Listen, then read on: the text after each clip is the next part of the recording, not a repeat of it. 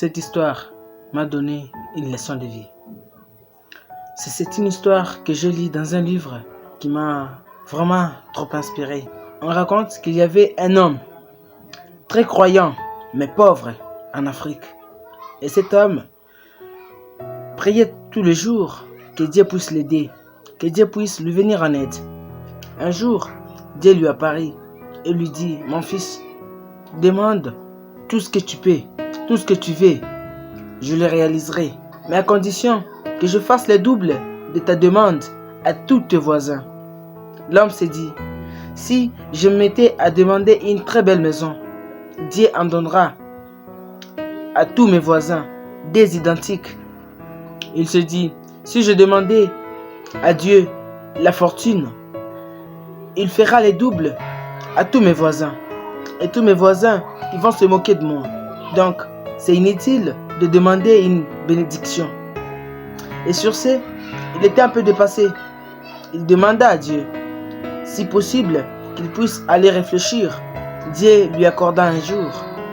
Et il revient demain, convaincu d'une réponse. Il était en accord avec soi-même. Et avant de te dire sa demande, j'ai d'abord une question. Si Dieu apparaissait aujourd'hui et il te dit de demander n'importe quoi, mais à condition qu'il fasse le double de ta demande à tous tes voisins, quelle sera ta demande? Partage-moi ça dans les commentaires. Et il lui dit: mon Dieu, j'ai conclu ma demande. J'ai trouvé une demande que je peux te faire.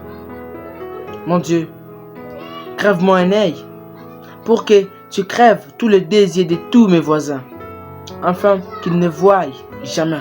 Dieu fut surpris de la méchanceté de l'homme. Il s'est dit: pourquoi les hommes ne veulent pas que les autres évoluent? Cette histoire m'avait prouvé à quel point les gens veulent toujours qu'ils puissent évoluer eux-mêmes. Pourquoi les gens ne veulent pas que les autres évoluent? Et c'est comme ça avec presque beaucoup de personnes. Et un truc que je n'arrive pas à comprendre est que pourquoi nous, êtres humains, nous sommes capables aujourd'hui de soutenir des célébrités, de soutenir des grandes équipes, de soutenir des personnes qui ne connaissent même pas qu'on existe. Mais on ne parvient pas à soutenir un projet d'un ami.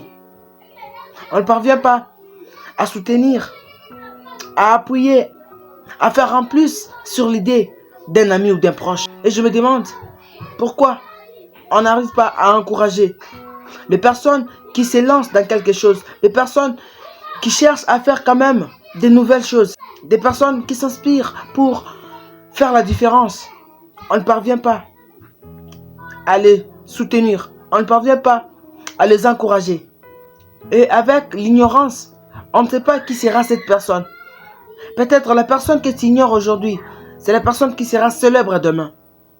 Peut-être l'idée que la personne te propose aujourd'hui, c'est l'idée qui sera au top demain. Je te donne l'exemple de Jack Ma, le patron d'Alibaba. Il expliquait en fait comment il avait commencé l'entreprise d'Alibaba. Le type s'était inspiré d'une idée nouvelle. Puis il a jugé bon de le dire à tous ses proches. Il a appelé 24 de ses amis et il leur établit l'idée qu'il avait, l'inspiration qu'il avait, la vision qu'il avait pour le monde de demain. Et 23 de ses amis l'ont dit que tu ne peux jamais réussir. Ton idée n'est pas vraiment réaliste. C'est pas praticable ce que tu as l'intention de faire. Mais il n'y avait qu'une personne, donc la 24e personne qui lui avait dit: Jack Ma, tu le fais. Si ça marche pas, tant pis.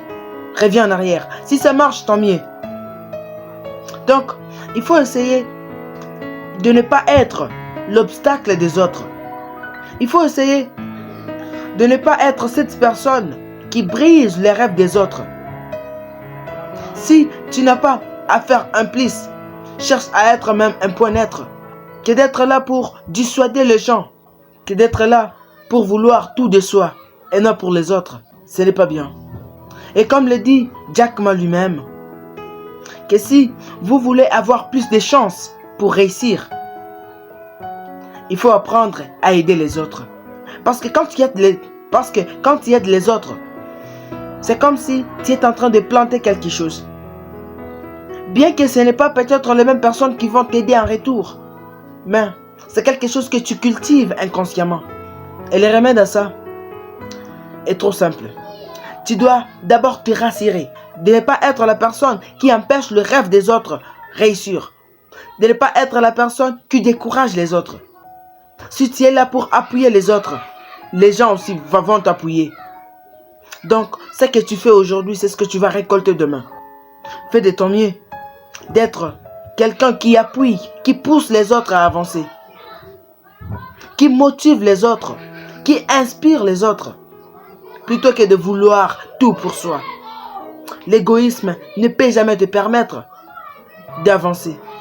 Tu auras la chance de réussir demain, parce que tu veux que les autres réussissent.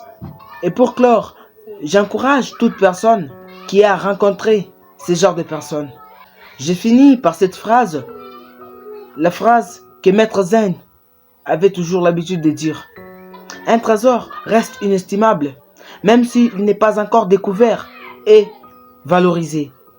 Ayez confiance en vous, vous êtes inestimable. Donc, il faut toujours bosser dur pour défendre ton idée, pour réaliser ce que tu as l'intention de faire. Tu sais qui tu es aujourd'hui, mais tu ne sais pas qui tu peux devenir demain.